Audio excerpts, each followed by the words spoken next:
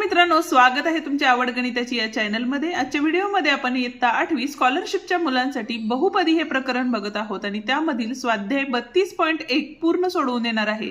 त्यामुळे व्हिडिओ शेवटपर्यंत बघा। व्हिडिओ आवडला तर व्हिडिओला लाईक, शेअर आणि कमेंट करायला विसरू नका आणि त्याचप्रमाणे जर चॅनलवर नवीन आणि पहिल्यांदाच असाल तर चॅनलला नक्की सबस्क्राइब करून बेल आयकॉन ही दाबा। तर मग बघूया पहिला प्रश्न आपल्याला काय दिलेला आहे। आता या ठिकाणी बघा, पहिला प्रश्न आपल्याला सांगितलेला आहे, पुढील बहुपदींची कोटी किती। आता कोटी लिहिताना जर एकच चल असेल तर आपण सांगू शकतो की कोटी किती आहे, पण या ठिकाणी बघा किती आहेत, 1 2 3 चल आहेत आणि अशा वेळेला ज्या वेळेला या दोन्ही चलांमध्ये गुणाकारांचा येतो त्यावेळेला चलांचा जो घात आहे त्यांची आपल्याला बेरीज करायची असते। म्हणजे इथं बघितलं तर 5 आणि 2 7, 7 आणि 1 किती आलं बघा, इथं 8 आले। इथं बघा 4 आणि 7 किती झाले, इथं 11 झाले। 3 आणि 2 5 आणि 1 6 झाले आणि इथं किती आहे, 2 आहे।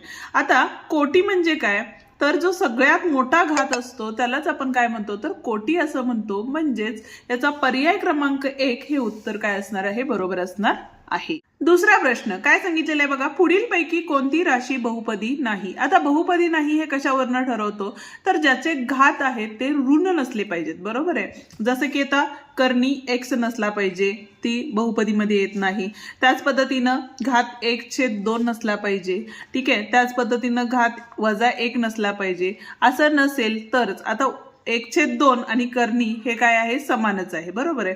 म्हणजेच असं पण असू शकतं 1/3, तर हे जे पद असेल तर ती काय असणार आहे, राशी बहुपदी नसते, ठीक आहे। आता या ठिकाणी जर विचार केला तर इथं बघा x² - 3/x। आता 3/x जे आहे ते वरच्या साईडला घेतलं म्हणजे 3/x आहे, बरोबर आहे। त्याचं जर किंमत केली तर इथं काय होणार आहे, 3x जर केले तर इथं -1 घात येतो।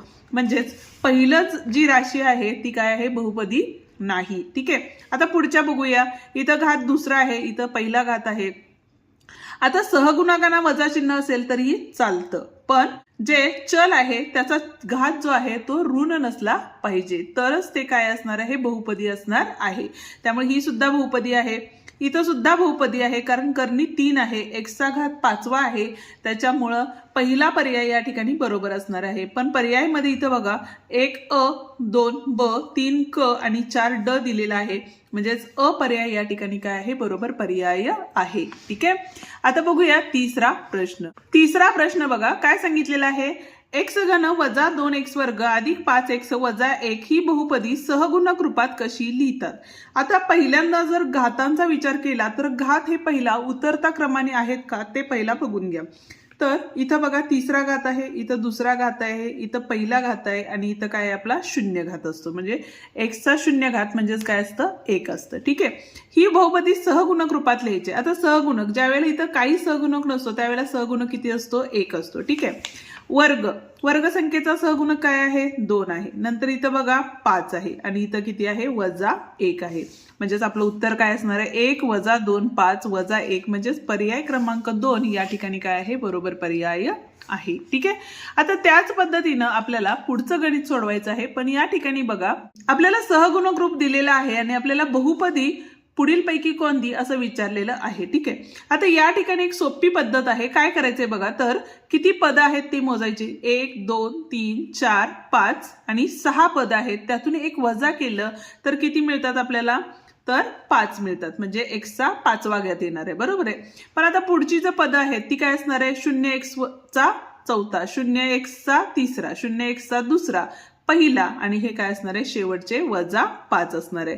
म्हणजे उत्तर काय आले बघा, आपले पर्याय क्रमांक 3 म्हणजेच 2x चा 5वा - 5 हे काय असणार आहे, उत्तर बरोबर असणार आहे, ठीक आहे। पाचवा प्रश्न बघतोय, काय सांगितलेलं बघा, 3x² + 5x + कर्णी -7 ही बैजिक राशी बहुपदी का नाही असं विचारलेलं आहे। आता याचं कारण काय असणार आहे बघा, तर कर्णी चिन्हात नुसते 7 असतं तर ही जी राशी आहे ती काय असती, बहुपदी असती। पण आपल्याला ही जी संख्या दिलेली आहे ती काय दिलेली आहे, -7 दिलेली आहे, म्हणजे ही संख्या वास्तव संख्या आहे का, तर नाही, म्हणूनच ही राशी बहुपदी नाही। त्याच्यामुळं या ठिकाणी जर विचार केला तर इथं बघा कर्णी -7 हे पद वास्तव संख्या नसल्यामुळेच ही राशी बहुपदी नाही हे आहे, ठीक आहे। आता या ठिकाणी बघा पुढे आपल्याला काय सांगितलेलं आहे, तर पुढीलपैकी स्थिर बहुपदी कोणती? स्थिर बहुपदी कुठली असणार आहे या ठिकाणी? 2x असणार आहे का? नाही, कारण इथं चल आहे. इथं चल आहे का? नाहीये. म्हणजे पर्याय क्रमांक 2 या ठिकाणी बरोबर आहे. स्थिर संख्या म्हणजे काय बघा,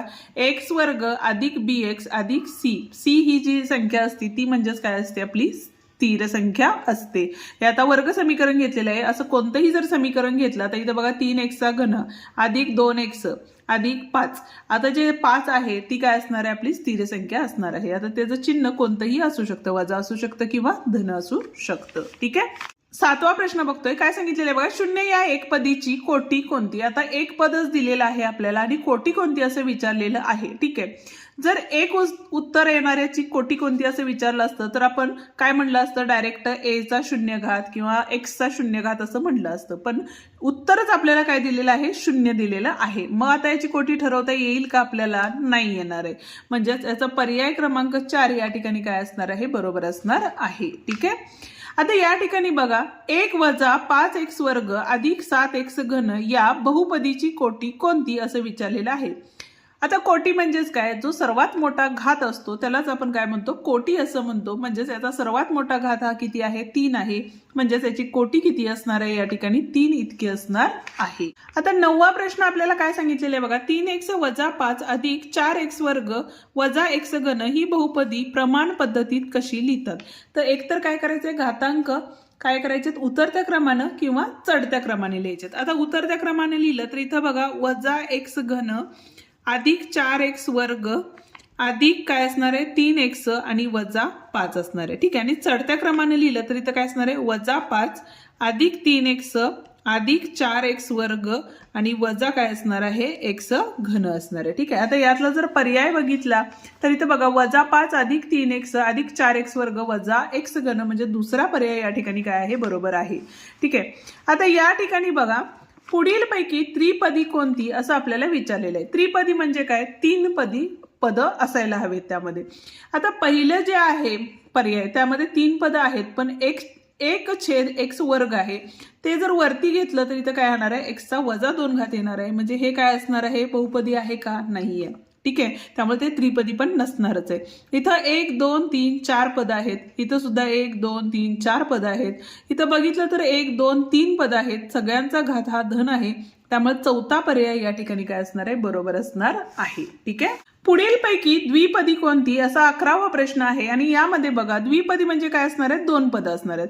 इथं 1 2 3 पद आहेत. इथं 1 2 पद आहेत पण इथं 2 गुणिले x चा शून्य घात म्हणजेच किती आले? 1 किंमत आली. इथं अधिक 7 म्हणजे बे के बे आणि 7 म्हणजेच किती झाले? 9 झाले. म्हणजे एक पदी झालेली आहे. इथं 2 छेद x म्हणजेच काय आलं? 2x चा वजा 1 आला अधिक 7. ही बहुपदी असणार आहे का? नाही. आता राहता राहिलं 2x अधिक 7 याचा घात ही 1 आहे आणि 2 पद आहेत. त्याच्यामुळे चौथा पर्याय या ठिकाणी काय आहे? बरोबर पर्याय आहे. ठीक आहे. आता त्याच पद्धतीनं 12वा प्रश्न आहे, पुढीलपैकी बहुपदी कोणती? याचं उत्तर काय येईल ते तुम्ही मला कमेंटमध्ये नक्की सांगा. ठीक आहे.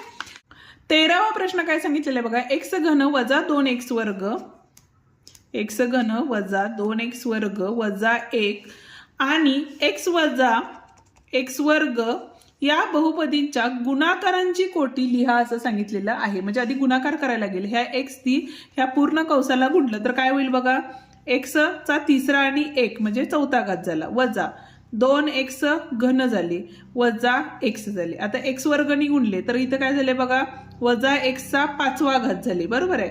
वजा वजा वजा अधिक झाले 2x चा 4था घात झाला आणि इथं बघा वजा वजा अधिक झाले आणि इथं x वर्ग आले. ठीक आहे.